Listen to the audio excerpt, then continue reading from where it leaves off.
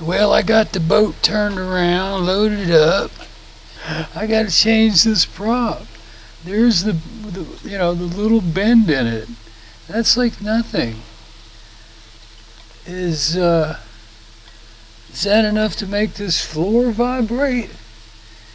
I kind of doubt it. I could just probably straighten it right out, right there, almost. But I think it was slipping too, which this prop isn't that old. Anyway, I got this puppy here. It's a stainless steel. What are these things? I kept buying the same size prop back in the day, because the one that was on here, this boat would do 40 mile an hour. And then, it was an old prop, a little beat up. Oh, wait a minute, it's up here. This is 13 by 19. So 19 pitch, 13 diameter. And it's got, it weighs a ton. I think I might have mentioned that already. But in the water, you know how light everything gets. But every time I bought a prop, it didn't do what the old prop would do, because the old prop had a longer rake on the blades. It'd lift this thing up out of the water, man. And I was hitting 39 with that prop, and then it spun out. It took me over an hour to clean up the boat. And then I go to put the motor down, and the same problem, no down, but it'll go up. It's about the third time it's happened to me, and every time I do the same thing, clean all the terminals, still doesn't work. And then at the last minute I hear a little click, click, click. I said, damn, it's the solenoids. Every time I do it the same way. It's like the third time. Pull the solenoids out, swap them around. They just get a bad contact in there. And boom, she's fine. So I got some brake cleaner with me. I'll spray it up in there. Last time I sprayed, cleaned it out, put some dielectric grease up in there. About the third time it's happened. By looking at this prop, and then you look at this old. That's why I cut this thing, Just trim the top off. If you saw that video, you see there. And I was going to do a little cupping on it up here and stuff. Just never got around to it. But it was just a big old wide prop. And you look at this, it's more progressive. But it really didn't do much on the speed. It's a very smooth prop. You can say that. Boy, she's right there. Boy, that was easy peasy. Finally, something is going easy. Boom. That's all she wrote. But yeah, you see how nice these blades look. They resembled the old prop. And it was an old prop from the 70s. I still have it. But I didn't want to pay to get it rehubbed because it was a little beat up. And you can still buy the damn thing. And you find them on eBay. Some of them are beat to hell. I can't believe people try to sell that crap. Anyway, like I said, the rake on them was longer like this. It would come out like this. But it was the same pitch, same 13. All right, let's get the hell out of here. I was supposed to meet Al. Actually, I was going to go with him and pick up some minnows, but he overslept. So I said, well, I got all this crap to do. Then I ran into the no trim situation. Anyway, I'll probably just end up meeting him out there. I'm ready to go. It's cloudy, overcast, it's nice and cool, slight breeze. But it's supposed to get in the 80s, or at least 80. Oh, there he is. Well, that wasn't Al. I don't know where, what, who, why, he, ha, ha. So the lake looks pretty choppy. Yeah, it looks a little nasty out there. I just need to test run this prop, get it warmed up.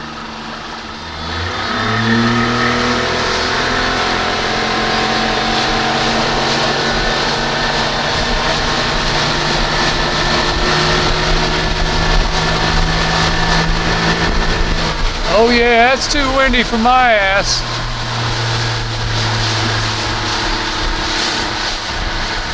But you know what they say, fish the windy side, blows all the bait fish in. Give this thing a little run, see what that prop feels like.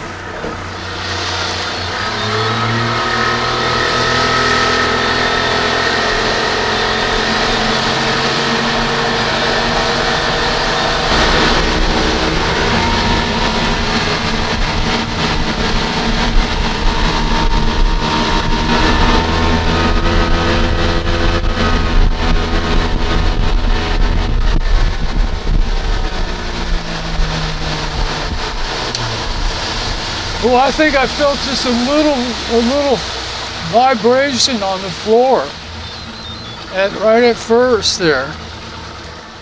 Nothing like it was. I mean, I didn't hit full throttle, but that wasn't doing it at full throttle the last time.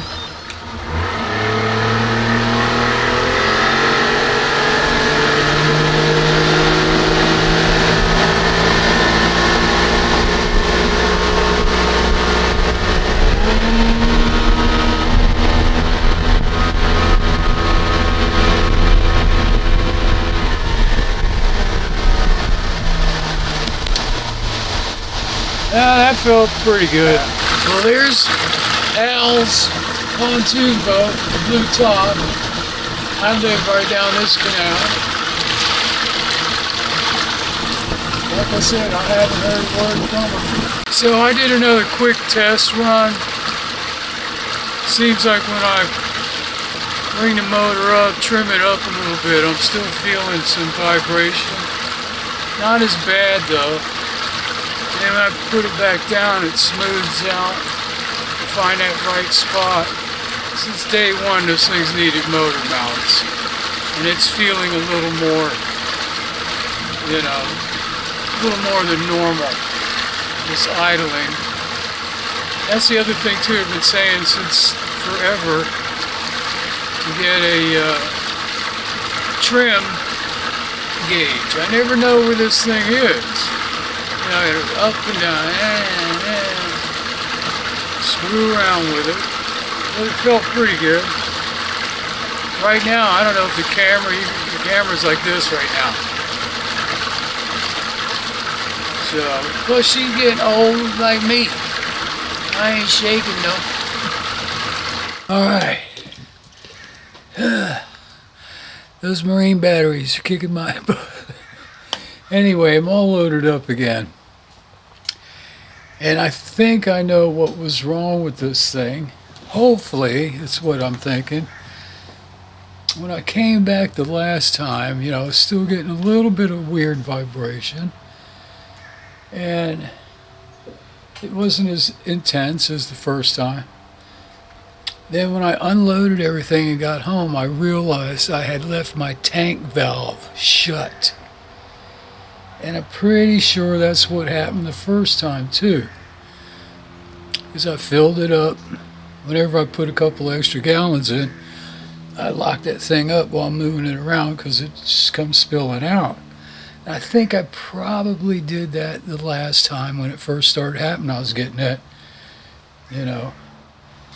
Al's went over, he's picking up some minnows, and run out here and see if we can pick something up today.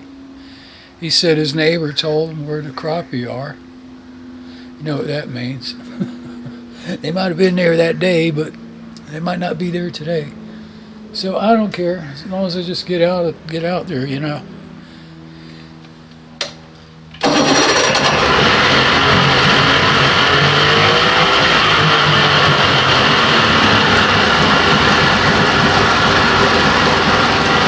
First start, just like the last time. And I've got my vent open. But you know what happened too? if you're out in the sun and it's bouncing around and stuff, it'll build up pressure and push the fuel out anyway, you know, like this thing's not right.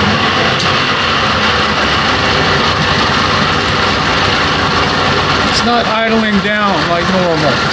Wait a minute, there it goes.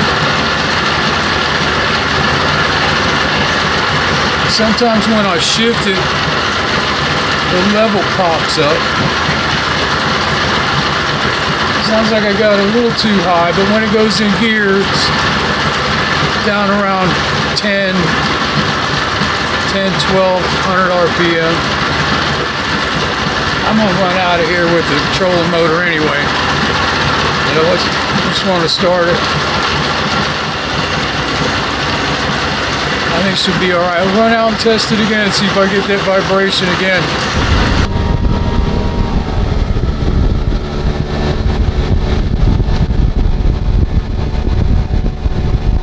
I can feel it a little bit.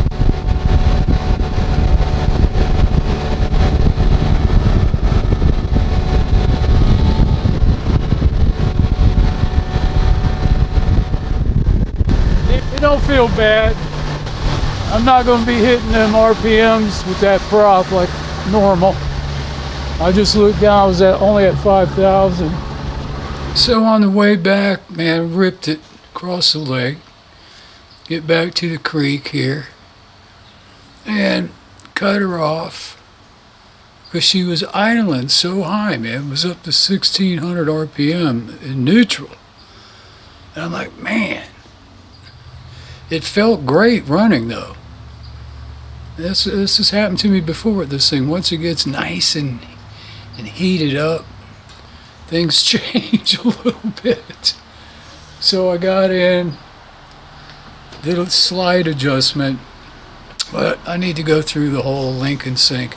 But it felt good. It felt like it was running back to normal. I wasn't really feeling a crazy vibration and stuff. Got to get down.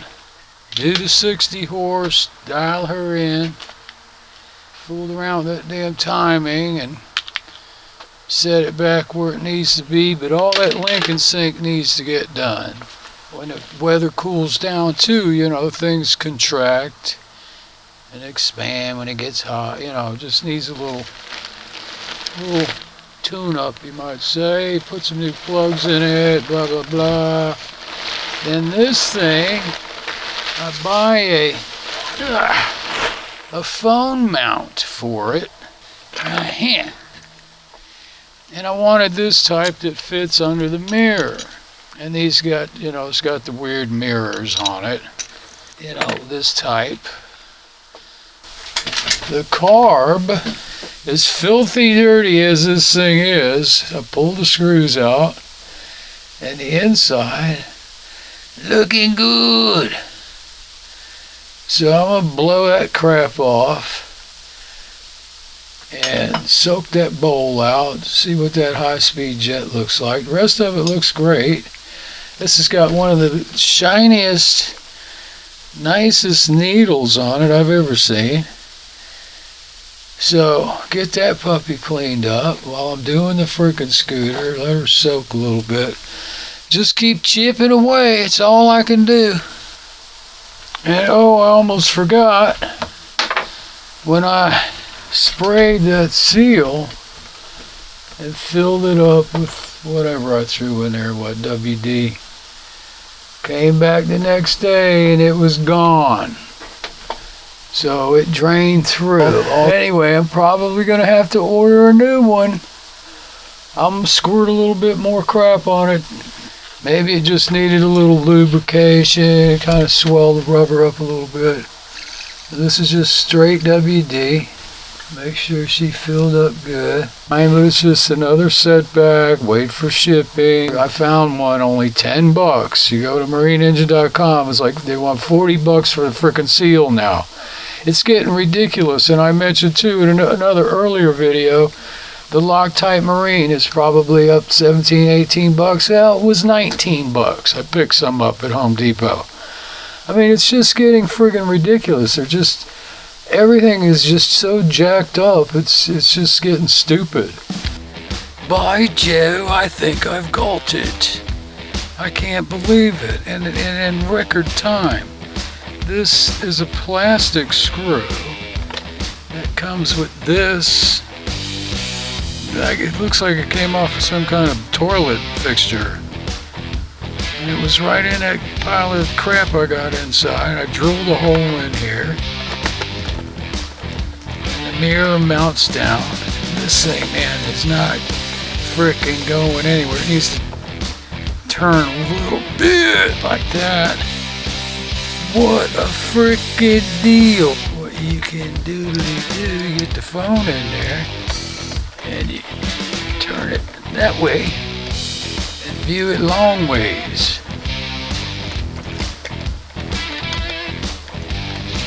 Like that. Hey, let's get the phone in it. Start. Head north. Here we go. Bang, bang, boom. Put the mirrors back on. Go for a ride to Walmart. It's pretty far. I'm not going to Walmart.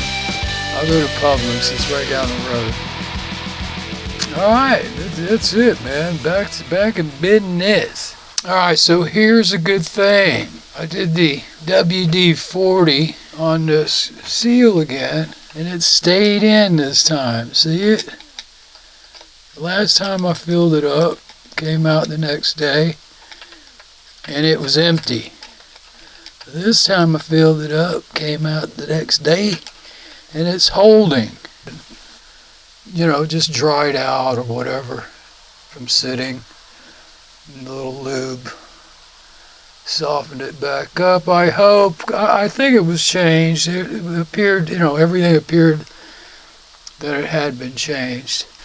Alright, so I'm out here doing just a little cleanup. I've got this linkage kind of loosened up a little bit. It's just so caked up with grease. Anyway, that's the progress report at this point.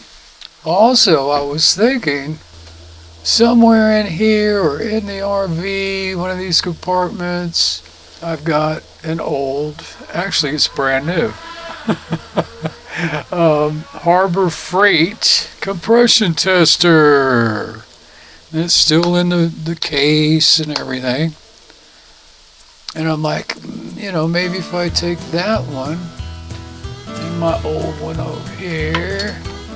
I haven't done anything with this thing yet as far as Schrader valves or anything. You know, you got the one up top here. I can already see it's a piece of junk. It's all over the place. And then you got one down here too. But I was thinking if I could find that other one, maybe between the two of them, get something going. And then this crap here, what is this crap? I see it, it's on the gear case, it was on the hood. This green stuff, staining everything up. It's all over the side over there. On the hood, just looked like somebody went shh with some paint or something. I'm wondering why, what, where, when, who, how. Will it come off? Wow, it's still...